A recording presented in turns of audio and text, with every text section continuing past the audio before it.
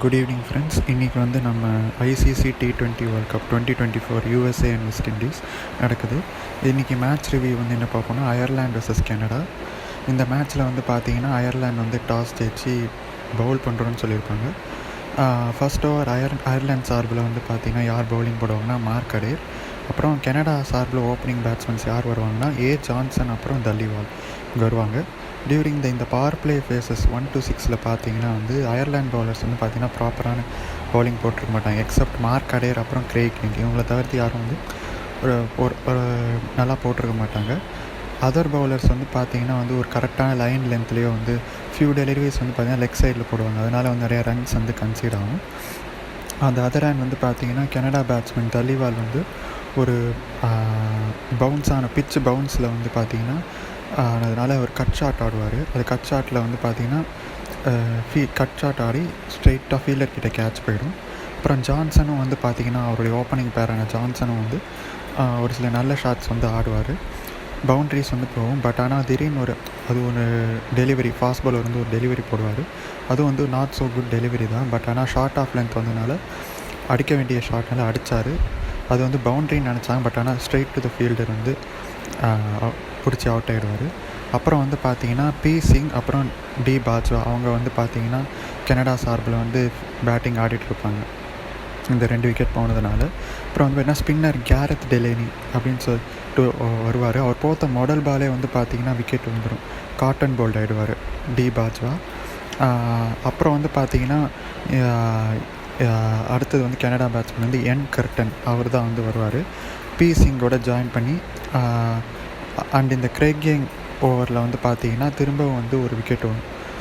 B Singh வந்து பார்த்திங்கன்னா அவர் நினச்ச லென்த்துக்கு பால் வராமல் 1-handed ஷாட் மாதிரி முன்னாடியே அடிச்சிருவார். அதனால் டாப் ஏஜ் வாங்கி பார்த்திங்கன்னா ஜாஸ் லிட்டில் கேட்ச் பிடிச்சிருவார்.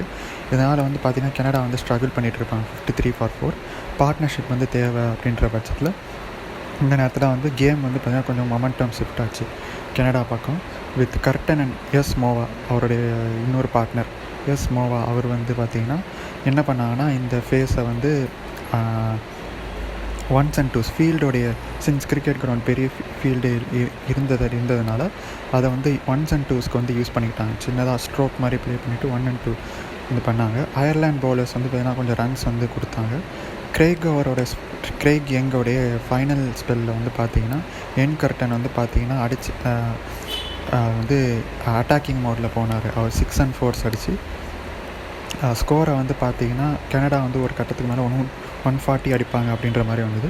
பட் ஆனால் வந்து 17th to 20th ஓவருக்குள்ளே வந்து பார்த்திங்கன்னா அயர்லாண்ட் வந்து கொஞ்சம் ரெஸ்ட்ரிக்ட் பண்ணாங்க. பவுலர் பேரி மெக்கார்த்தி அவர் என்ன பண்ணார்னா வந்து விக்கெட் கர்டனோட விக்கெட் எடுத்தார். அப்புறம் கர்டன் அப்புறம் டே ஹைலீகர் அவருடைய விக்கெட் எடுத்தாங்க. அப்புறம் அயர்லாண்ட் பவுலர்ஸ் வந்து ரெஸ்ட்ரிக்ட் பண்ணாங்க கனடா எவ்வளோக்குன்னா 137 for 7 in 20 overs. அதில் மோவா அவருடைய கான்ட்ரிபியூஷனும் முக்கியமான இது. அவரும் கர்டன் போட்டதுனால இந்த total 137 for 7 20 overs Canada score பண்ணாங்க. இந்த 138 சேஸ் பண்ணுறதுக்கு வந்து பார்த்திங்கன்னா அயர்லாண்ட் பேட்டர்ஸான ஓப்பனிங் பேட்ஸ்மேனான பால் ஸ்டெர்லிங் அப்புறம் ஆல் பால்பெர்னி அப்புறம் கனடா பவுலர் சார்பில் வந்து பார்த்திங்கன்னா வந்து ஸ்டார்ட் பண்ணது பார்த்திங்கன்னா யார் ஸ்டார்ட் பண்ணுவாங்கன்னு பார்த்திங்கன்னா கேசானா அவங்க தான் ஸ்டார்ட் பண்ணுவாங்க. இதில் என்னென்னா வந்து கனடா பவுலர்ஸ் வந்து பார்த்திங்கன்னா இந்த பவர் பிளே ஃபேஸில் வந்து அற்புதமாக டைட் லென்த்தில் போட்டு ரெஸ்ட்ரிக்ட் பண்ணுவாங்க. அவங்கள வந்து அயர்லாண்டை வந்து பவர் பிளேயை வந்து யூட்டிலைஸ் பண்ணாத மாதிரி அளவுக்கு வந்து போடுவாங்க. Final over of the power play வரப்போ வந்து பார்த்திங்கன்னா பால் ஸ்டெர்லிங் என்ன நினச்சாருன்னா இதுதான் ஃபைனல் ஓவர்னால பெரிய ஷாட்டுக்கு போவாங்கன்னு சொல்லிட்டு பெரிய ஷாட்டுக்கு போகும்போது ஒரு டாப் எட்ஜ் வாங்கி கீப்பர் கையில் வந்து மோவா விக்கெட் கீப்பர் கீழே போய் வந்துடும். அயர்லாண்ட் வந்து பார்த்திங்கன்னா வெறும் 31 for 1 in 6 overs வந்து முடிச்சிருப்பாங்க. அப்புறம் வந்து பார்த்திங்கன்னா ஸ்பின்னர்ஸ் கேம் இன்டு அட்டாக் இதுதான் வந்து டேர்னிங் பாயிண்ட்டாக மாறும் கேமில். ஸ்பின்னர்ஸ் வந்து அட்டாக்குக்கு வரப்போ CDK and suffer along with ஒரு மீடியம் பிளேஸ் பவுலர்னு சொல்லலாம் டே ஹெய்லிகர் இவங்க ப்ரெஷர் போட ஆரம்பித்தாங்க. அயர்லாண்ட் வித் டைட் லென்த் போட்டு மிடில் ஓவர்ஸ் அதாவது ஓவர்ஸ் அதாவது 7 to 10 overs பண்ணாங்க. இந்த ஃபேஸ் அதாவது 7 to 10 ஓவர்ஸில் பார்த்திங்கன்னா வந்து ஸ்பின்னர் சிடிகி வந்து பார்த்திங்கன்னா பால்பெரின் விக்கெட்டை வந்து எடுப்பார் காட்டன் போல்டு. அப்புறம் அதுக்கப்புறம் அதுதான் அந்த இம்பார்ட்டண்ட் விக்கெட் எடுத்ததுக்கப்புறம் அதர் பேட்டர்ஸும் வந்து வரிசையாக வந்துட்டு போயிடுவாங்க. ஹெக்டரும் வந்து பார்த்தீங்கன்னா போல்டு பை எஸ் சஃபர். அப்புறம் ஒரு ரன் அவுட் வேறு நடக்கும். டக்கர்ன்ற batsman Ireland batsman run out ஆவார். அப்புறம் கேஃபர் அண்ட் டிலேனி அவங்களும் வந்து அவங்களுடைய விக்கெட்ஸ் வந்து போயிடும். யார் எடுப்பாருன்னா ஹைலிகர்.